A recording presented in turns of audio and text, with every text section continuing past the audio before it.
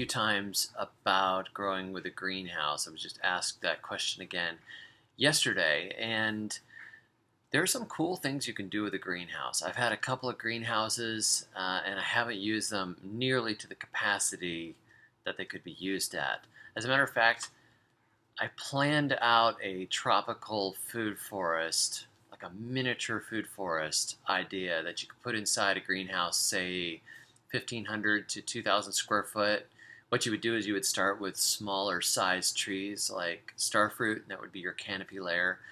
Or you would do patio or condo mangoes, the small mango trees. They only get like 8 or 10 foot tall.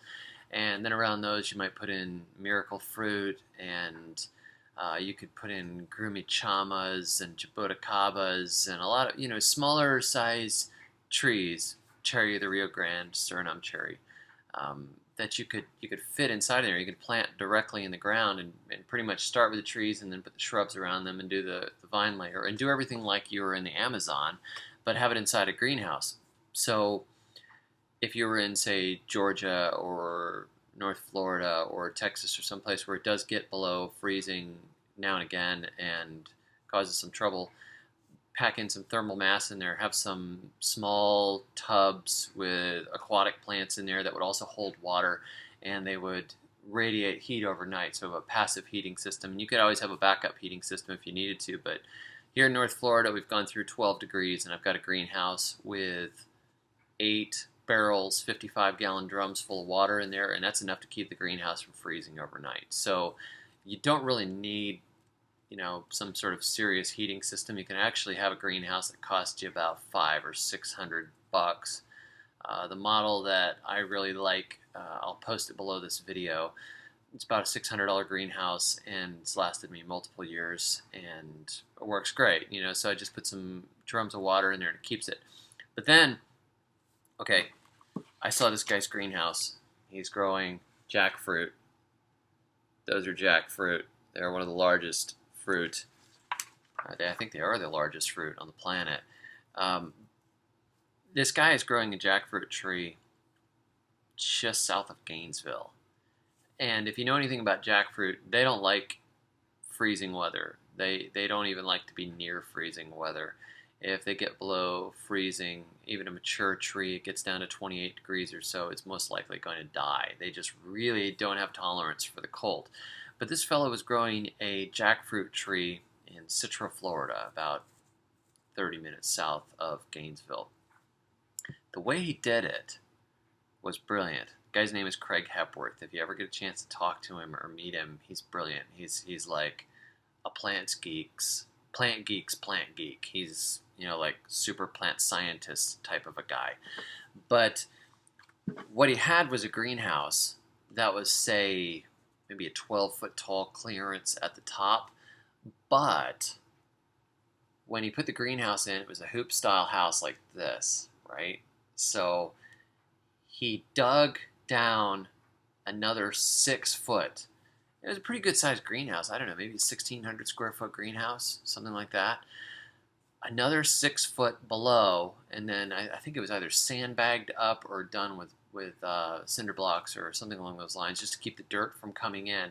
So you have this pit like that, and then the greenhouse goes over the top of it. So what you ended up with is about probably 18 foot or so of clearance.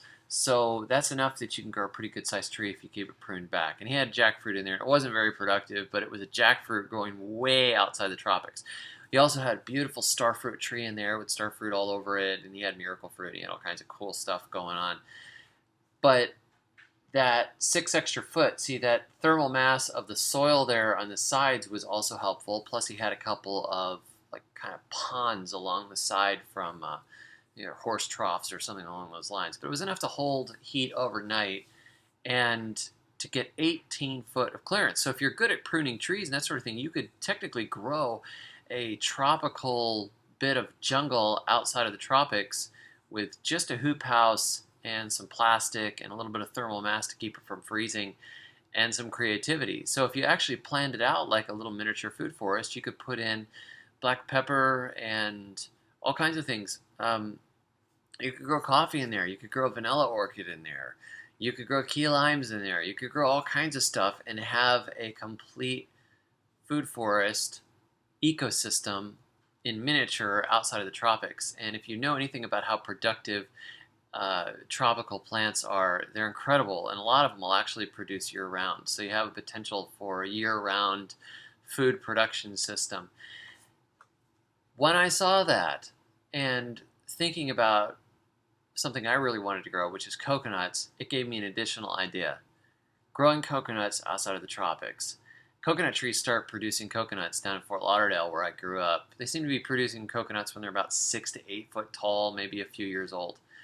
So 6 to 8 foot. Well, at that point, they're starting to spread and they're starting to get closer to the ceiling of your greenhouse. So you might only get 4 or 5 years of a coconut producing before it hits the top of the greenhouse if you didn't have a pit beneath. Well, you would get a few more years if you had a pit beneath. But what about this? What if you had a big half barrel, like maybe a 30-gallon pot, and you had a greenhouse that was dug deeper, right? And then you had a 30, 40-gallon pot and you planted a little coconut tree and you let it start growing. Well, it starts producing at 6 to 8 foot tall, and it keeps growing year after year. It's getting taller and taller, but you could keep it for quite a while before it hit the ceiling. If you started them in the corner of the greenhouse and didn't let the roots grow through the pots, but you had them in big pots, when they get to ceiling height, when they're going to start punching through and causing trouble with your greenhouse, just take that coconut tree and tilt it all the way down. If you've ever seen how coconuts grow along the shoreline, they get blown sideways by hurricanes, they turn up and they keep growing again. They can take these ridiculous angles. So you've got your coconut tree at the corner of the greenhouse, you tilt it down, and then it starts to grow up like this again. And then you get what? Another 10, 15 years before it hits the ceiling. And it's probably never going to hit the ceiling at that point. But that trunk coming out of the pot, just prop it up with some blocks and some wood or something like that that's not going to hurt the trunk, and make it a seat along one side of your greenhouse. So you could actually have a coconut trunk to sit on and be picking coconuts off the side of it. So that was my idea. Just take the natural growth of a coconut and tilt that pot over and then just start watering it, in from the side, or cut a hole in the top of the pot and water it in that way. But you could pretty much grow coconuts way out of their range that way. Coconuts can't take anything below 32 degrees. So why not grow them in the greenhouse, tilt them sideways, make them into a greenhouse bench after 8 or 10 years. So that's just my crazy idea for growing stuff outside the tropics. So the potential for a greenhouse mini tropical food forest is very intriguing to me. And if anybody's tried that or knows anything about it, leave me a note in the comments section here and let me know what you've tried. And also, be sure to like my videos and subscribe and all that cool stuff, because it makes me want to make more videos when people dig them. Anyhow, catch you all later. Thanks for watching.